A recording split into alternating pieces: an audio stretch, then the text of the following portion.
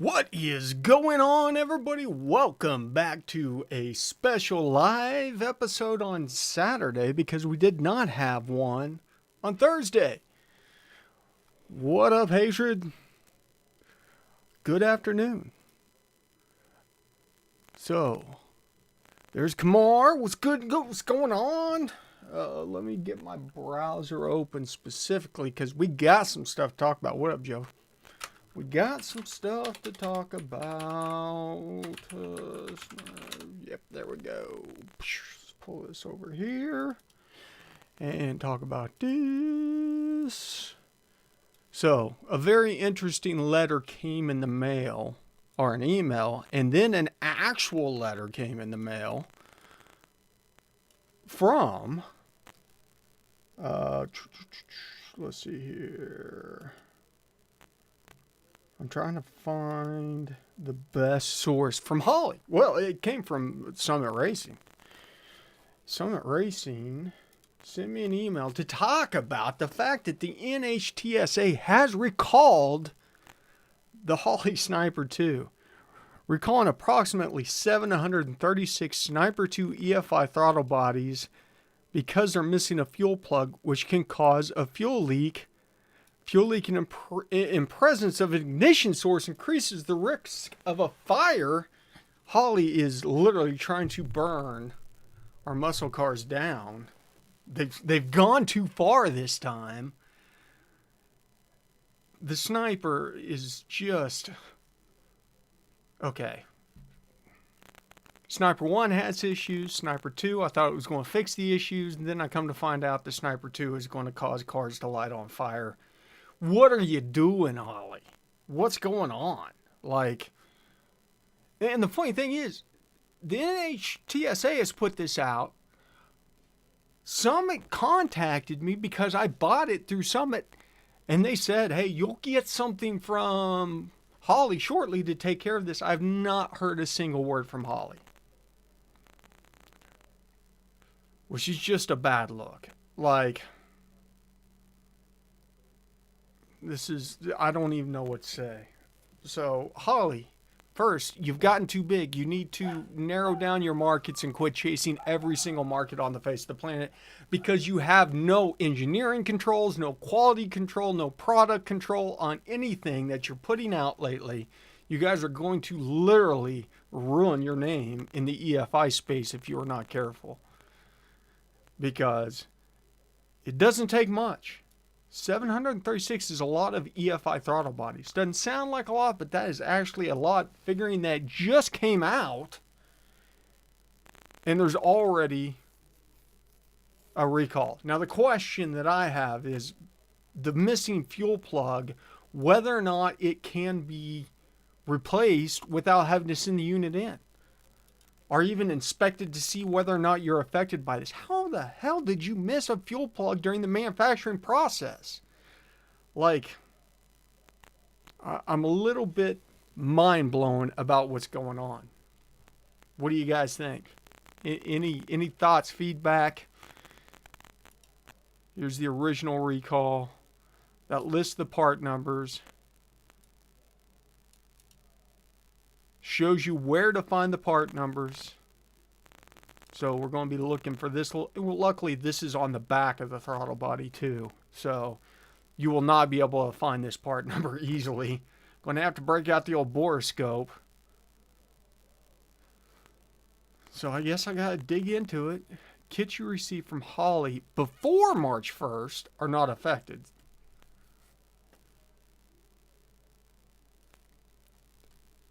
Recall involves products that were shipped from our distribution center after March 1st. Well, mine came after March 1st, but it came from Summit, so I need to double check to see if this is part of it. It's mind-blowing. Ugh, okay. What's going on besides that? I've not done anything in the last week. What have you guys done? Talk to me, people. The chat is quiet. Here we go. Come on, as somebody who has done something like that, it is worrisome. So I've got to grab a fire extinguisher and throw in the Chevelle. Well, I need to look at the part number. it's just like, come on, guys. Come on. Jones Jeeps, welcome to the live chat. Welcome to a Saturday special. Normally we'd call this an impromptu, but since we did not have a live show on Thursday, it's just a standard episode of InTune. You got any questions? We started a little bit early. I had this scheduled for 3. We started a little bit early. If you got any tuning questions, toss them in the chat. And let's see here.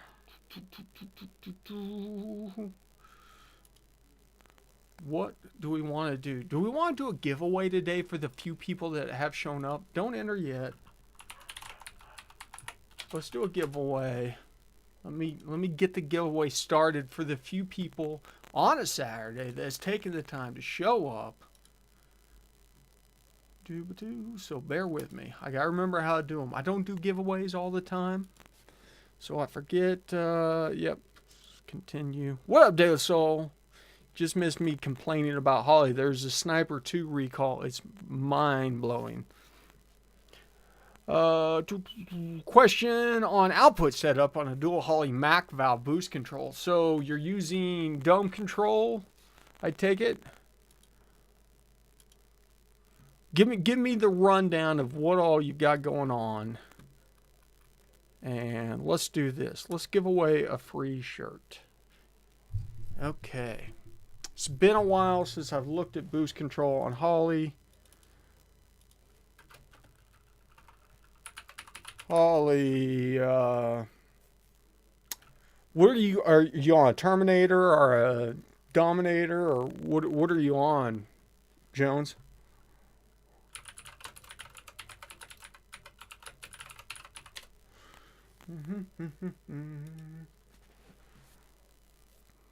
Terminator X.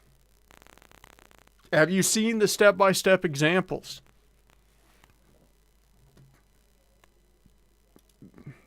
That Holley has out there? I've not looked at it. It's been so long since I've dove into this. You're talking just about the I/O output configure? Okay, I'll look for it, Dead Soul. What we got? 23 Mustang GT. Found your videos about HP tuner seem really complicated. And it will seem complicated at first, but then it gets easy. You got to start somewhere, though. 2013 Mustangs, I don't have any experience with. I don't know if they're MAF enabled or if they're speed density. Hopefully they're MAF because they're super easy to do. Boost plus and boost minus. Let me see if I've got the Terminator software. I've got version 3, which is probably stupid old, but let's go GMLS. We're going to put this on a Turbo 58X with a 4L80. We got, oh, what the heck did I just do? Where'd it go? Okay, we got turbos, boost setup, dome control setup, inputs, outputs. So you got a boost plus solenoid and a boost negative solenoid setup. Is that what you're asking about? The positive and negative? So in this case, you're running a PWM negative output. Also on configure it says switch trigger inputs. Okay. So you got the dual Holley, control measure, dome pressure only. Are you doing boost versus dome?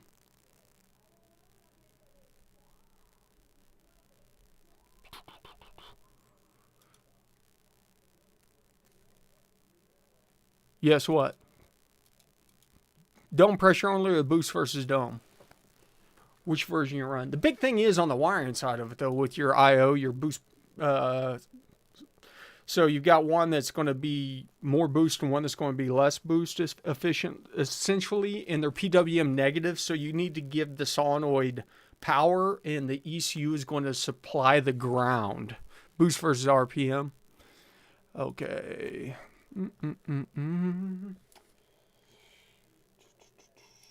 Boost versus RPM.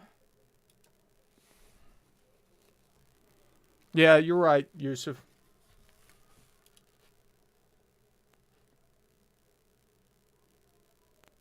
Oh, interesting. We've got a dome pressure table and a boost pressure table. Our dome pressure versus RPM. What the hell is this? Why is it so complicated?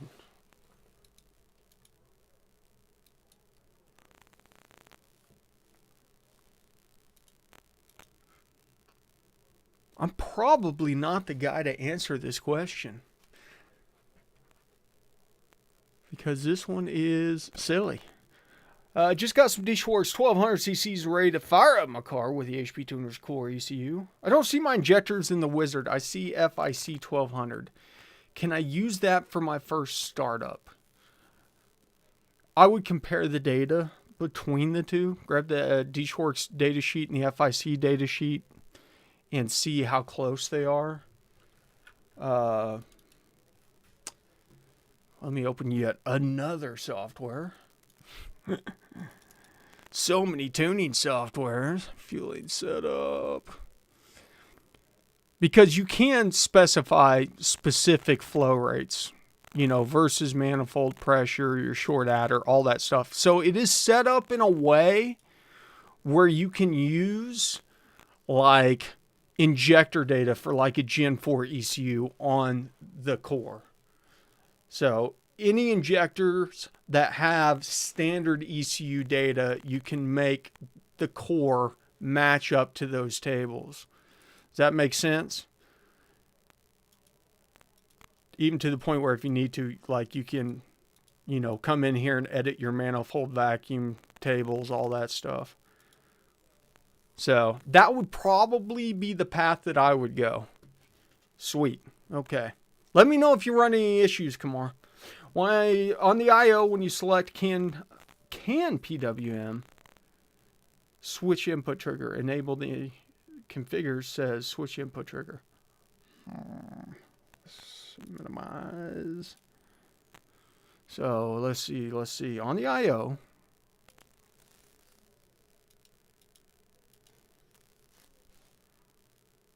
so are you running a CAN module with the Terminator X?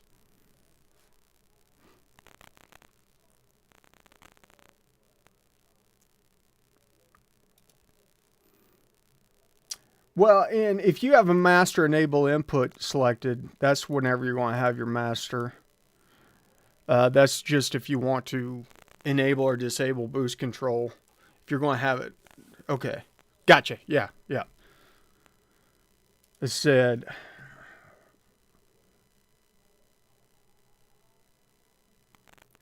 The problem being, I don't know how effective the RPM drop, but you're running this with the 4L60, right? Or 4L80. Ooh, I think I saw you say something about that. Sorry, King Hatred. Last week tuned math. Today I ran about 7 logs tuning SD, all on factory 01 Suburban. Nothing but a cold air input. Intake, catback, spring and onion upgrades. I started learning tuning from your playlist because I want to do a cam soon. I like to do things myself, so learning tuning is necessary. Well, it really is. If you want to go, if you're doing all the work, listen, nobody's going to tune your car better than you are. Nobody's going to spend more time on doing a tune. So it's always a good idea to do your own tunes. Some guys just are not going to be able to do that because they've got too much going on. And because of that, I understand. Got to get a tuner. Or if you're not building your own car,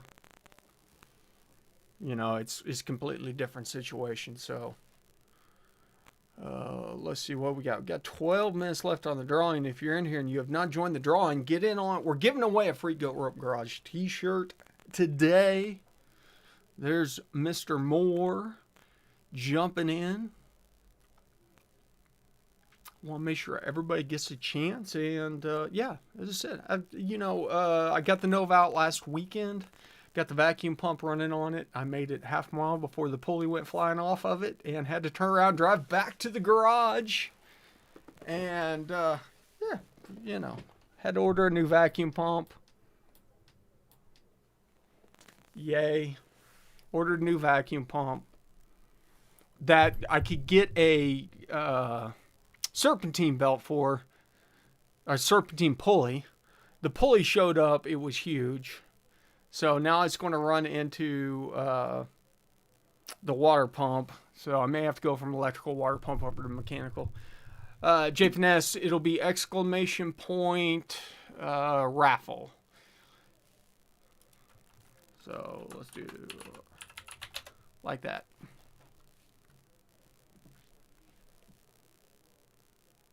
Hey Kim, good to see you. Have fun at the trails. Hope everything's going good in your world. Look, I got a ticket to my own raffle. If I win, we redraw though, so don't worry about that. I've got plenty of my own shirts.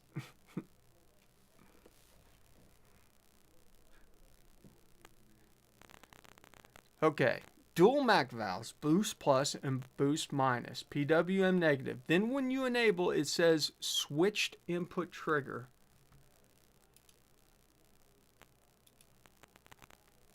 Switched input trigger.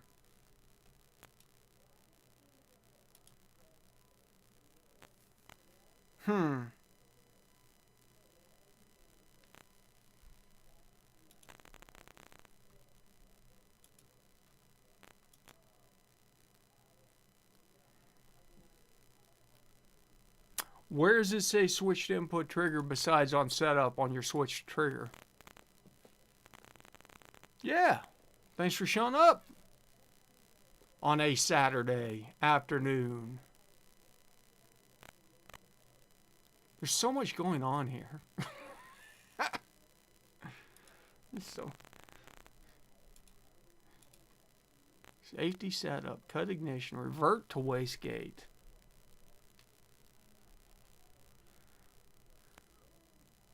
Where am I? I'm not seeing configure though.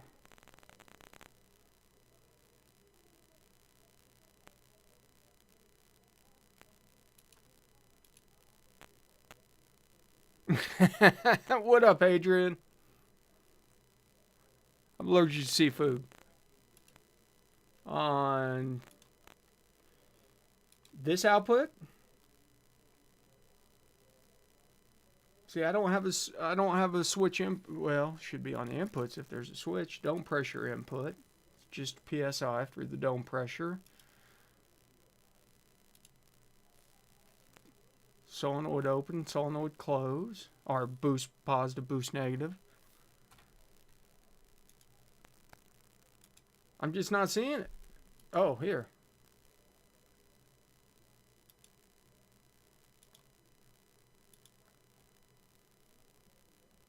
But you don't need it. That's the thing. Is like, I don't have that input. All I've got is the dome pressure. You got something else set up differently. Are you running boost? Your boost versus RPM.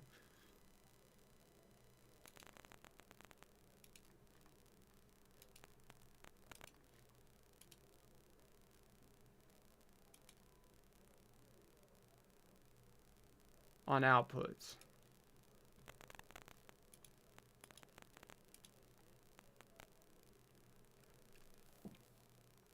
Dome pressure input.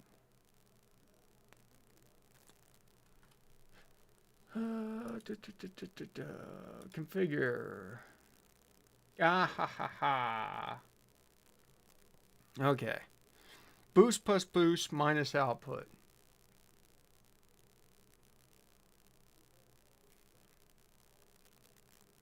Boost plus boost minus output. Okay, I got you. Well, is it not? Did you look on the pin map? It should automatically. Okay, so they're showing up unassigned. Ha ha ha. Outputs. Ground. PMW negative. PMW negative. But honestly, ECU pin not defined. Just define it. Boop, boop, boop, boop, boop, boop, boop, boop. Oh, okay. So we got to drag an electric fan off.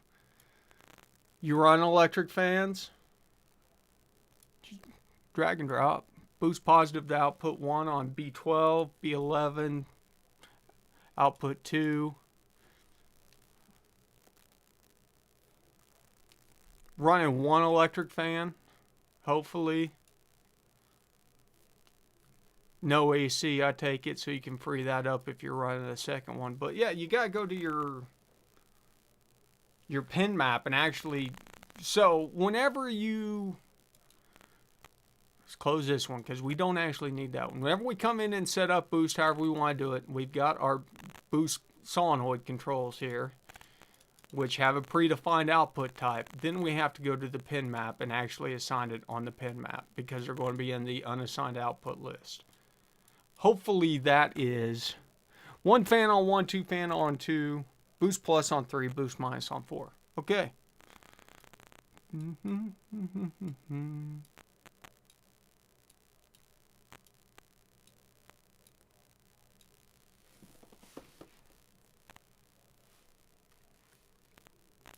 So that should work. Then you just gotta set up your. And you're doing boost by RPM instead of speed. Ugh.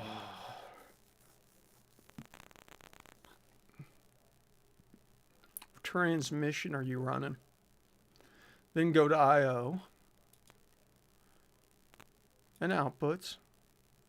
You don't need outputs here though. What are you putting here? Well, I said after I threw.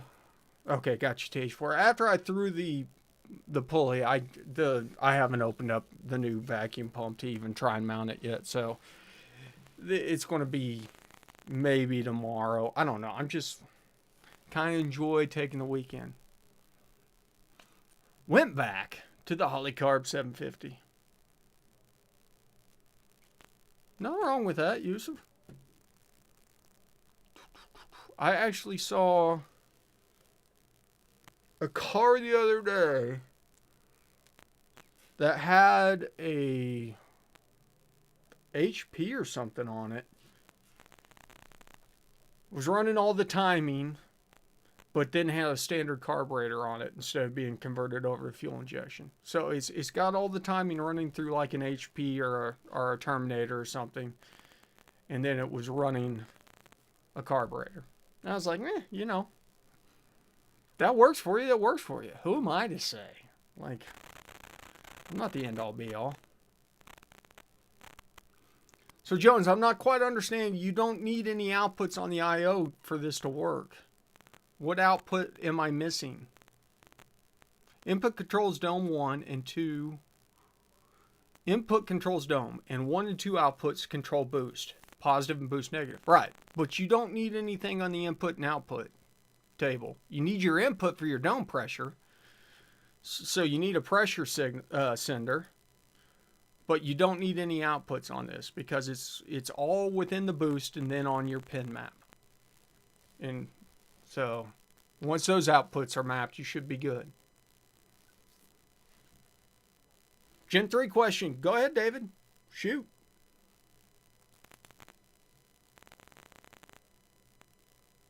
How do you control MAC valves? Well, MAC valves have 2 states. They're not analog, so they're open and close.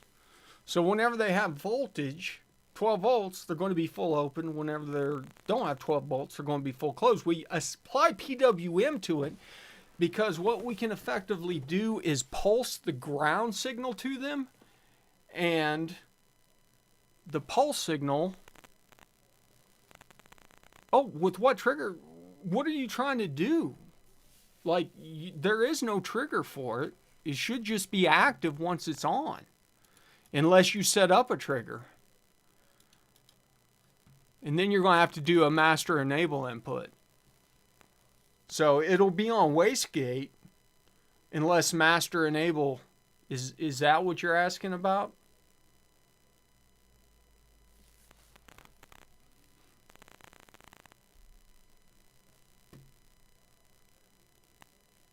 because if we do that, then we're going to get a master enable, but it's still going to be in the same place. It's going to be up here on unassigned inputs, master enable. And so whenever it is not enabled, all of this is, all of your boost, this whole table is shut off. And you're just going to get wastegate pressure, and that's it. Then whenever it enables, it allows dome control, and that can take over. And that's whenever you have to map. Depending on what you're doing, you know, boost versus speed is super easy. You've got your mile per hour down here, and then you've got your desired boost pressure. So say you want to run 20 PSI, but you don't want it until you're doing at least 40. And then we'll come in here and fill these rows to give us a little bit of ramp and maybe even kind of dial it like that. And so once we hit 60, it's going to allow full boost, or it's going to hit, it's going to try and target 20 and control 20. And so, as I said, what your MAC valves are then doing is pulsing the MAC valves. And by pulsing, we can get duty cycle on there. So instead of full open, we can treat it like an injector. You know, we're hitting it at this rate, and it's essentially like 50%. You know, it gives us precise control. But we have to have a dome pressure because we can't really get precise control off of the intake manifold pressure. So you don't need any of the outputs on I/O. As I said, it'll all be handled through here. These are grayed out unless they're used. So like if you want to set up scramble and enable scramble, like boost scramble increase, now we've got boost scramble increase on here. As we're not defined, so we'd have to come in here and say, okay, make this one our boost scramble button. But yep, just dome pressure. And once you turn on boost, once you turn it on to dome pressure control, it should add that input. The only thing you'll have to configure is which pressure sensor that you're using, which you can use damn near any of these, but it's like even an LS oil pressure sensor, which I don't know why you'd use that, you can make work in these situations. So, okay, cool. Sorry it took so long to get there. If you're not in the drawing, I've opened it up. Jump in the drawing ASAP. Okay, I got the stutter out of it, but now I've turned the key like twice to start it. E85 startup, Gen 3. And David, you're saying by Gen 3 that it's always E85. Are you on one of the Flex Fuel OSs? Because that's going to make a difference.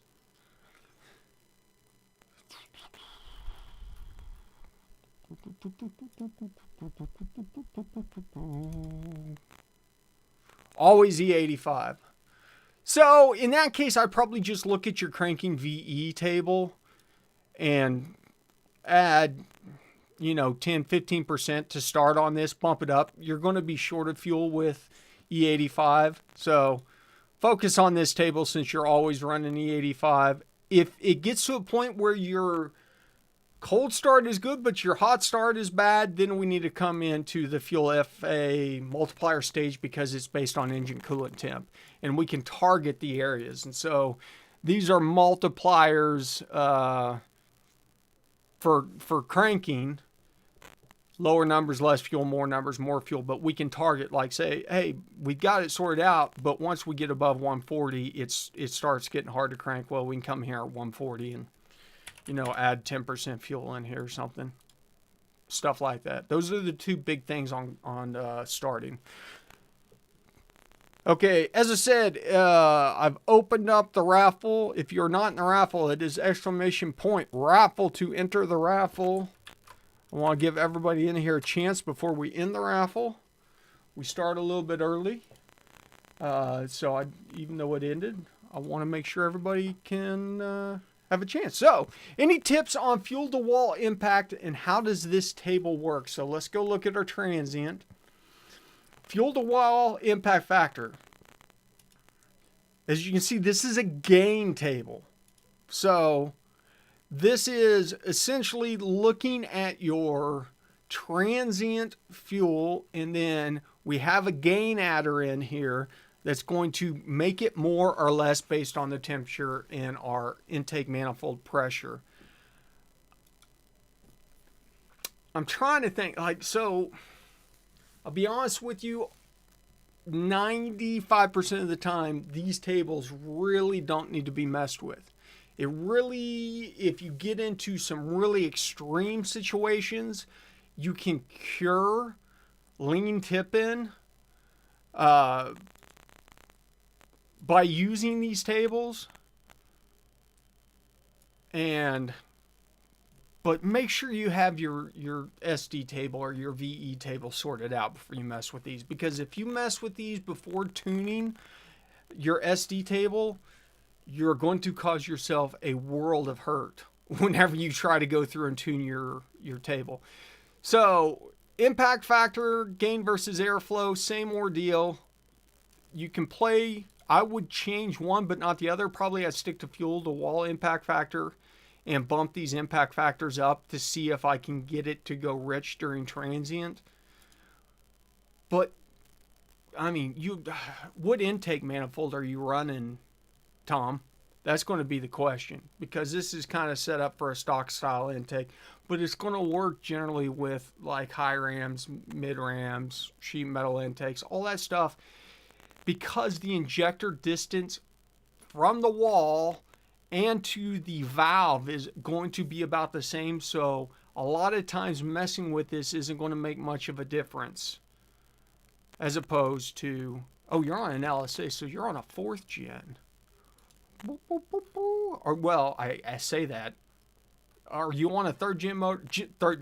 Gen 3 with adapter plates. So it'll be what we're looking at. Yeah, I would look at double check your VE. Well, Tim, you can't enter the raffle and then say to throw the shirt in the garbage can. A, you didn't enter the raffle properly. And B, why you don't want my shirt? Don't enter the raffle.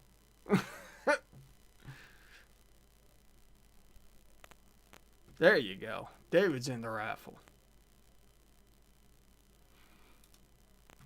That kind of answer your question, Tom? I would focus on your main VE first. Exclamation before raffle, Jones.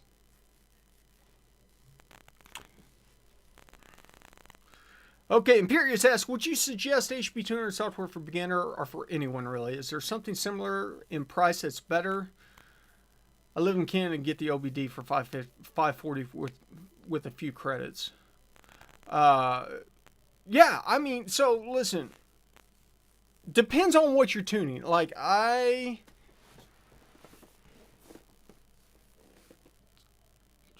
your platform is going to determine the interface. If you're tuning domestic stuff, yeah, HP tuners are going to be the way to go. They have some import support.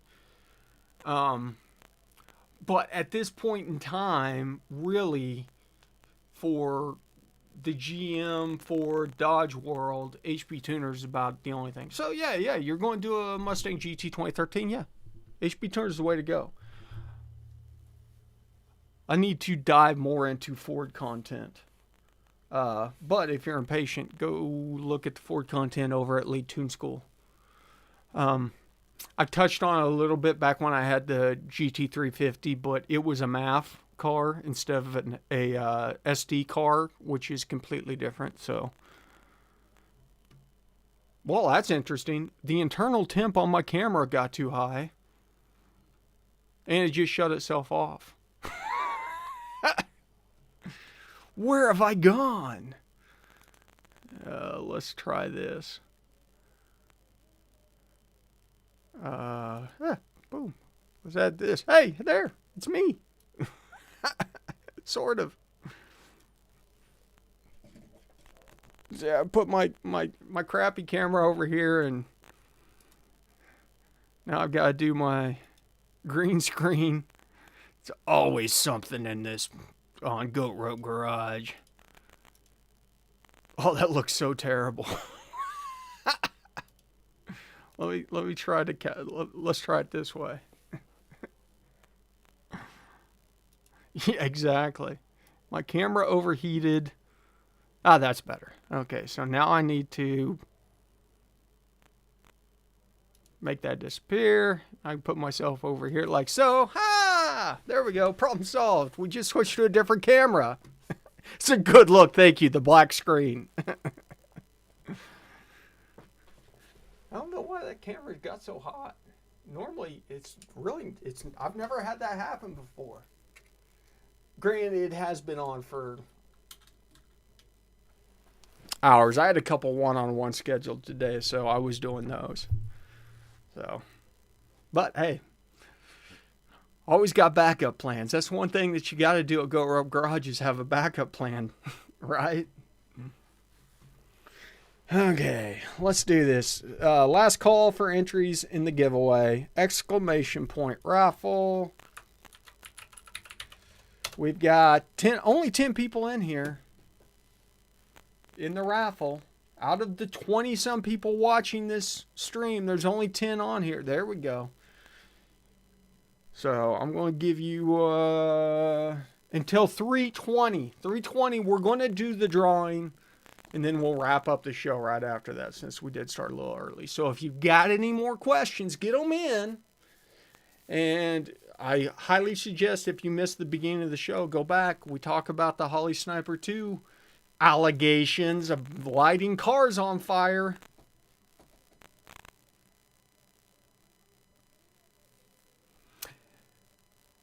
Yeah, you know, and I've got an older Sony that I use in here, Adrian.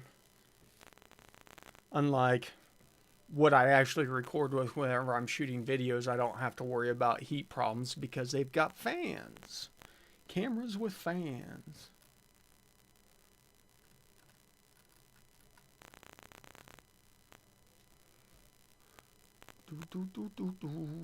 There we go. Rhythmic.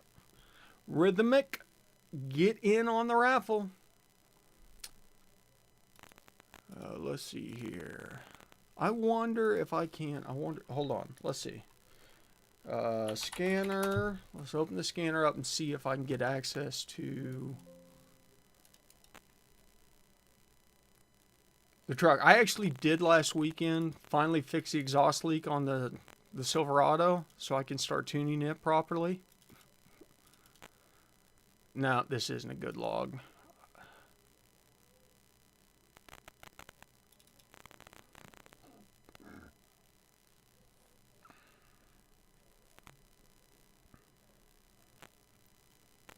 This log's probably going to take forever to load. There we go.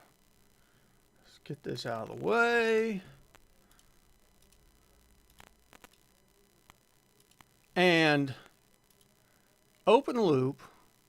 Yeah, she's pretty lean. Still. Done tons of VE logs, but I guess my question is, it added 10% to the whole. Is it added 10% to the whole wall impact table or just the rows? Or is it cell specific? I like to, Tom, I like to adjust that table as a whole. So, you know, that seems to be the best way for making adjustments to that table is to adjust it as a whole. Granted, whenever you're running, you're going to be up in this area, really probably in this area whenever you go transient. That's about the only area of the table. But as you can see, whenever we get closer to 100 kPa,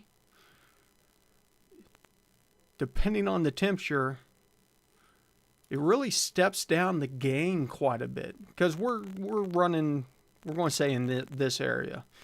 And transients are going to be in, well, depends. Transients could pull some vacuum. So these 8 cells are going to be your primary ones. But don't just bump those up.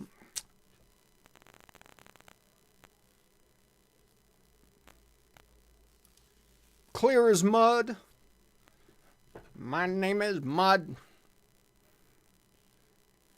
So we got 1 minute left and we're going to do the raffle. And I can't even go back to the standard live screen because I'm just going to be a black square again. There you go.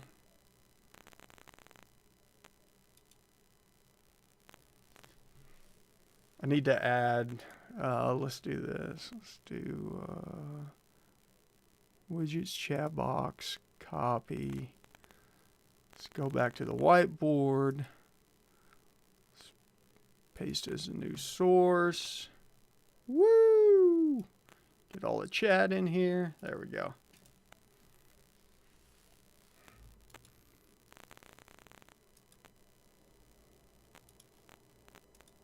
So we can copy this. There's 26 people in here. Why are you guys not joining the raffle?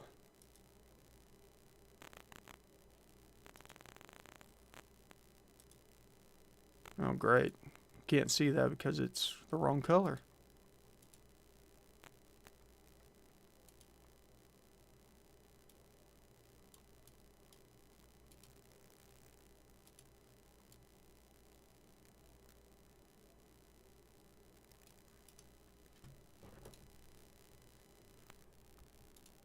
Okay, it's that time. We passed it. We're closing entries.